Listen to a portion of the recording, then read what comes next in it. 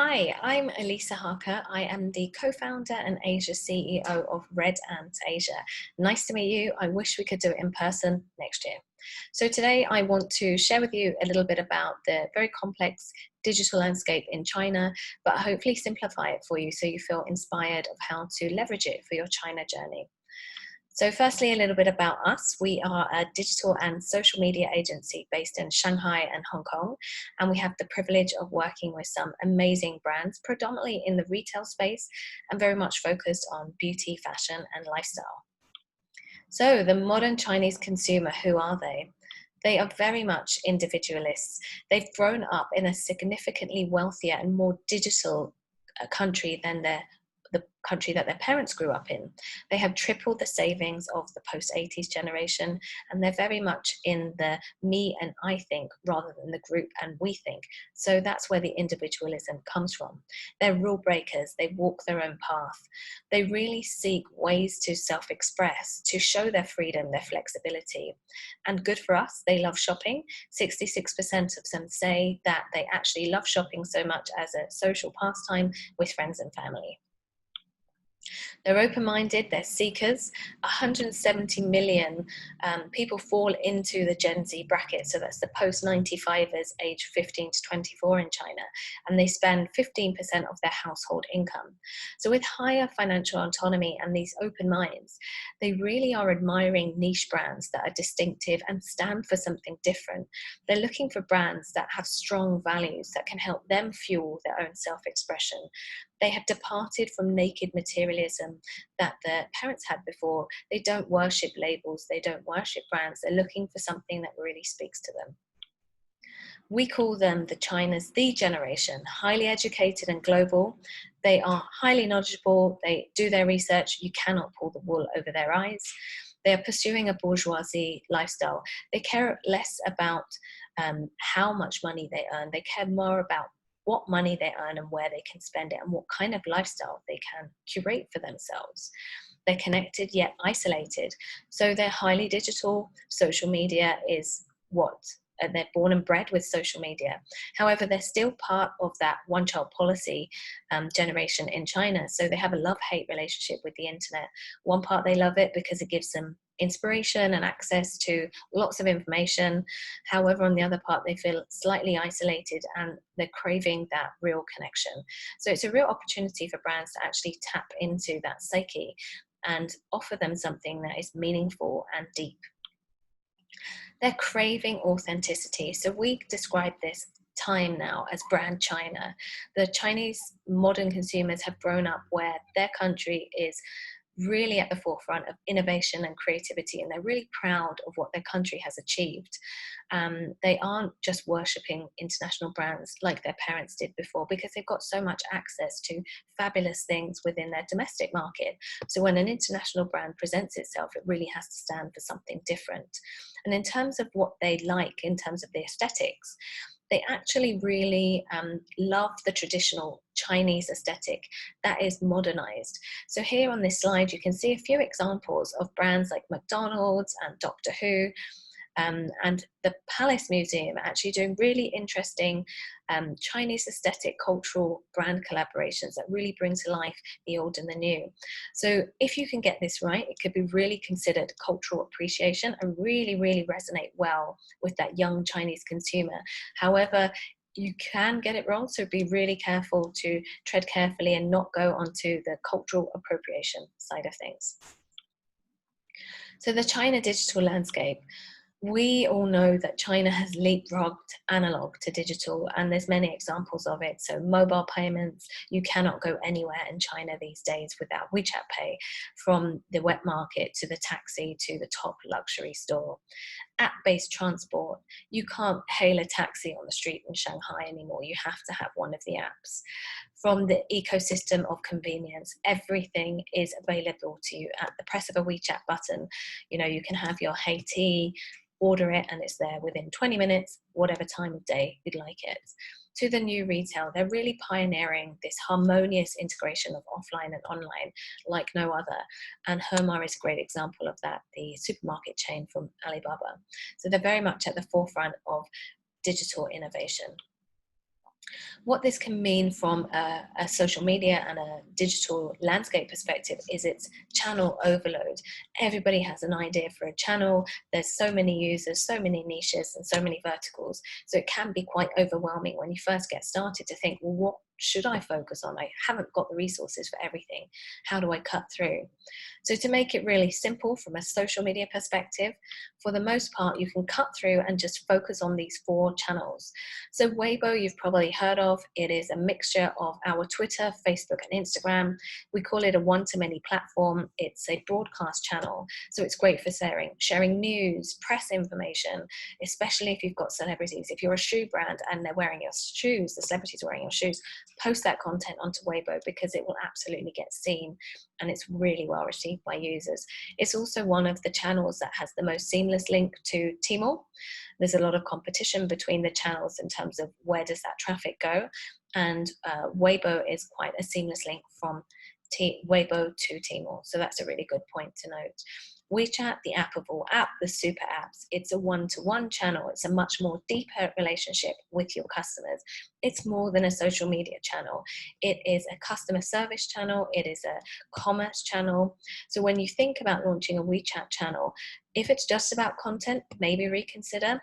If you're going to do a shop, absolutely. It's about maintaining an ecosystem within one platform and making it easier for users so they don't have to go in and out.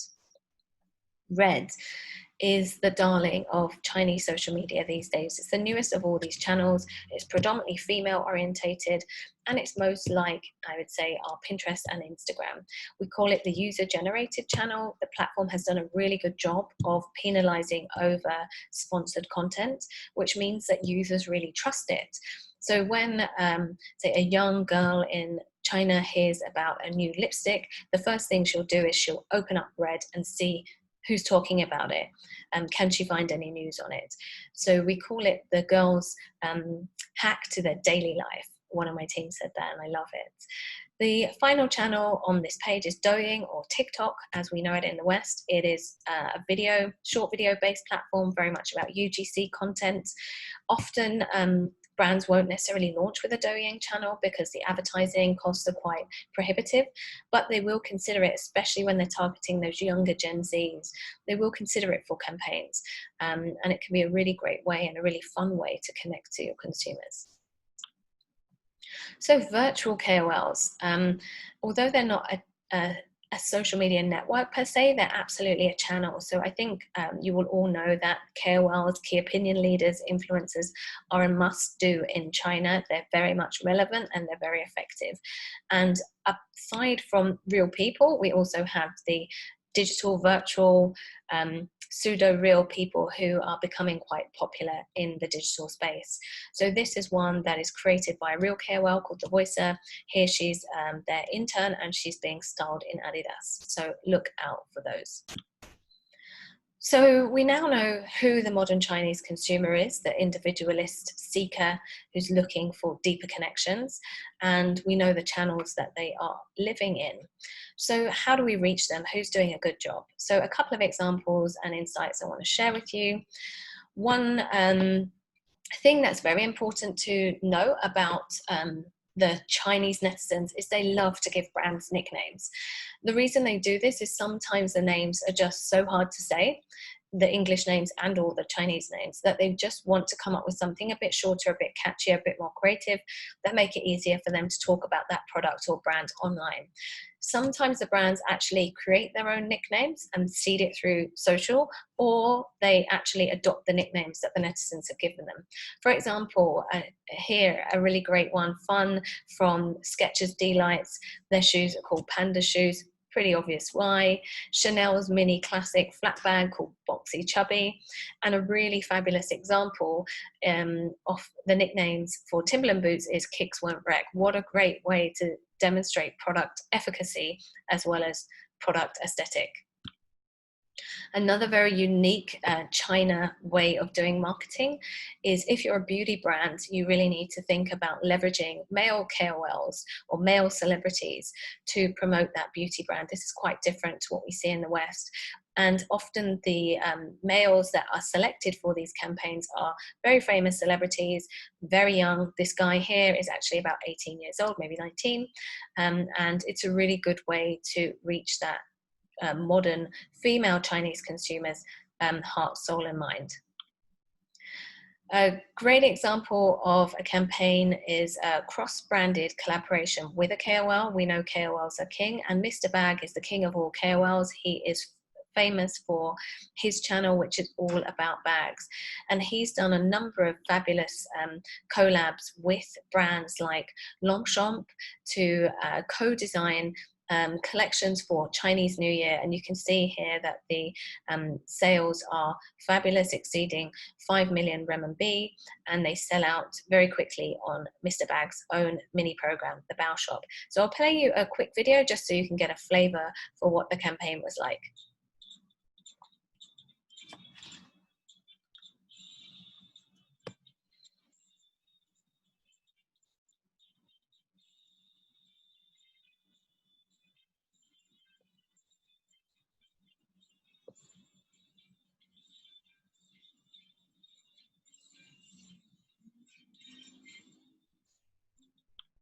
Looking forward to seeing what Mr. Bags and another bag brand, or perhaps Longchamp, come up with for next Chinese New Year. It's very exciting.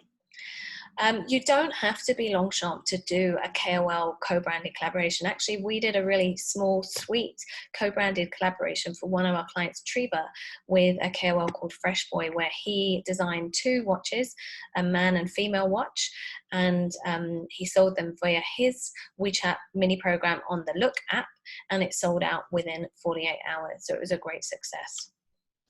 So this is an example of a really fabulous campaign that happened a couple of years ago in China, where Fendi collaborated with an amazing China pop star, Jackson Wang, and he actually created an amazing song. The Fendi song, you can Google it later and hear it on YouTube. It's really fun. And they actually did a full 360 campaign around this. So it was not just digital, but it was physical, online and offline, fully integrated, and it became a #1 hit on the iTunes chart. Of course, this is a high budget campaign, but you can just see the level of creativity that the brands are going to and ensuring that they cross over offline and online. So other important things from a marketing perspective in China is if you do use WeChat and you're thinking you're not quite ready for a shop, you need to think about it as your China website. So we call it evergreen content. So if you haven't yet downloaded WeChat, please do. If you have WeChat, you'll know what I'm talking about. You can have this static navigation like a website at the bottom of your WeChat channel, which is where you can have your evergreen content. So you can have your About Us, your history, your collections, links to your websites, customer service, etc. This gives you a little journey that you can follow through. So if you don't have a .cn site or a translated Chinese website, this is a really good reason to have a WeChat account outside of having a shop. So with WeChat, if you do launch it, do note that the content demand is quite heavy and you have to actually become more of a magazine publisher. It's less about the text, it's more about the visuals. So this, you can see, is actually was a whole vertical article by one of China's beauty brands that told this beautiful story of this lady who was kind of walking through Shanghai in the 1920s, and then it got to the end of the article and you discovered actually it was talking about the brand, and it went completely viral on China WeChat channels because it was so innovative and so creative. But the note is to make sure that you allocate time and resource to doing your WeChat content well. This is another example of horizontal content from Alibaba for the WeChat channel. Other examples of content that works well on WeChat is GIFs, music, make it dynamic. It's not about static, it's not about text and copy. It really is about interesting, innovative content. So the watch out for young or new brands starting in China is, you might think that WeChat is the place you need to be first off, but you will have to allocate a lot of resource. Hence, you might think that getting started with something like Red or Weibo is better and more accessible to you for now. Leverage technology. I've mentioned before that that WeChat is the app of all apps. So this is an example of a really bespoke, beautiful WeChat mini program that was created by Coco Crush Chanel for a Chinese Valentine's Day. This does require technology. It's not inbuilt within platform, and there are lots of companies out there that can help you do something like this. So Weibo, it's a really interesting channel, even though it's one of the older channels and lots of people wanted to abandon it. One of the interesting things about it is that you can actually have live images. So, you know, when you do a live image on your iPhone, you can upload those live images to your Weibo account, which I think is the only platform in the world that you can do that. And you can have a really nice kind of grid panel, which is where you get the Instagram feel coming through. Super social. So LV and GQ worked with the Go-Go Boy, who is the top fashion blogger in China, and they did a really cool campaign where Go-Go Boy actually took over LV's WeChat account and produced what it was like a talent show for the bags and the products, and it was very fun and very original. And the point I want to share with you about this, and I'll show you the video in a second, is be comfortable with getting local, particularly in WeChat. Enable the people that you work with to get a bit creative. Of course, maintain your global brand integrity and leverage your global brand assets, but don't be scared of allowing your brand to have local adaptation so that it has more relevance, particularly in the WeChat channel. If you try to follow too much your global brand guidelines, it won't be interesting enough and no one will see it. So here's a quick video to show you what I mean. I won't play the whole thing because it's all in Chinese, it's quite long, but I just want you to see the kind of level of aesthetic creativity that is relevant to the modern Chinese consumer these days.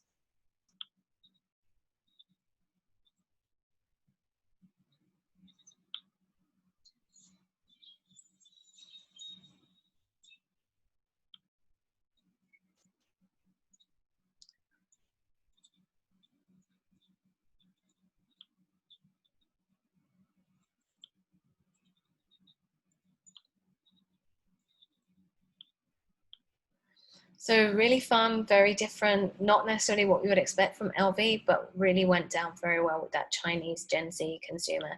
So be willing to let the people that you're working with in China express themselves through your content, and don't be scared to go a bit local because it does work. Another example of a great O2O campaign that happened recently was the Hermes Silk Mix. So it's a mini program that enabled you as a consumer to make your own mixtape, leveraging their scarves you can see here. It was actually targeting the male consumers. 15,000 mixtapes were created, and actually it was then produced into an offline event in Beijing, which was a really cool way to kind of tie the whole brand experience together. I mentioned this before, authentic cultural appreciation. So think ways to get it right. There's two examples here that I can share with you. So one is again from Hermes. So Hermes has a sub-brand called Petit H, who uses recycled materials from the parent company. And they worked with artist Nerian Hu in Chengdu to create a little Petit H pop-up store, and then they designed some really nice products that was leveraging the communal society from the puppet theatres that once was popular in Chinese villages. And down here you can see Mani Meow. They did a wonderful campaign last year working with the Meow tribe, the Meow people, who are famous for doing beautiful embroidery, lace and weaving. And the Mani team brought these artisans into the Mani mix and worked closely with them to create really authentic, beautiful products that was really understanding that cultural aesthetic in China. And finally, I want to share with you that crossover is king, just as the KOLs. The more crossover that you can do, the better. Don't be afraid to collaborate with brands, even if it seems a bit strange and slightly out of your comfort zone. Here, Haiti, which is one of the most famous tea brands in China, the bubble tea brands that was known for its cheese tea, have done amazing crossover collaborations across all sectors. We kind of feel like uh, no sector is wrong for Haiti, and they've really shown some innovation, you know, doing collaborations with smelly tofu, collaborations around the Shanghai dialect, bubble waffle in Hong Kong, collaborations with a beauty brand, the one that I showed you earlier by Shirley, collaborations with Bape, many collaborations. So don't be afraid to localize, don't be afraid to collaborate, and do focus. Don't overextend yourself on too many social media channels. Choose a few and get them right. So that's about it from me. I hope the insights that I've shared with you about the China market make you feel a bit more equipped to get started and really enjoy the China journey. Thanks very much for your time, and I really do look forward to seeing you hopefully in Shanghai next year.